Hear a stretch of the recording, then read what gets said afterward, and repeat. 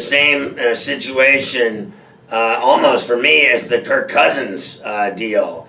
They just keep taking advantage of, in my view, the whole franchise tag game.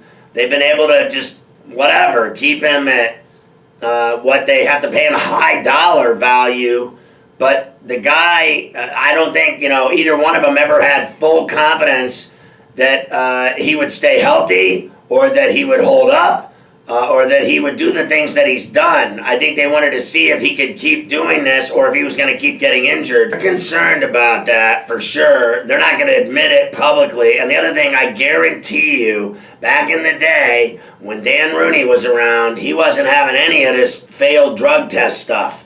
You start failing drug tests like, they've had that problem, right? With Martavis Bryant, this guy, they failed drug tests, and then they get on their hit list, if you will. When you're a failed drug user, then why would they not have conversations amongst the suits and brass of that franchise of concern about the guy's maturity level? Is he going to relapse? Is he going to use again? Is he going to fail another test again?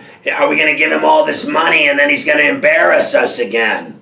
I think there had to be thoughts like that creeping into the room at some point or another when they felt, okay, do we give this guy a long-term deal? Do we give him a fat deal? Or do we just franchise tag him because we don't trust him? I think there has to have been that conversation taking place in Pittsburgh. Obviously, they went with the tag. I mean, it's just that simple. I think that, I think he's the best back, one of them in the league, without a doubt. He's a lethal weapon, running and catching the ball. There's no denying it. There's also no denying that he failed a drug test. There's also no denying that when they need him most, he's missed those games. And when he's out of those games, they lose, which is a problem. And they're worried about it. Is this guy, going to hold up?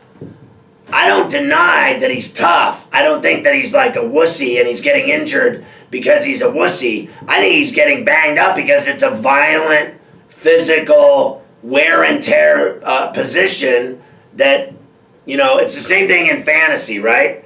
Mafia, they have all these guys and they never worry about the running back. They're like, I can get that in later rounds because they're a dime a dozen, right? And then, it's just guys that play, in that position don't have long shelf lives, do they? They get, injured and that's that. They come and go like flies.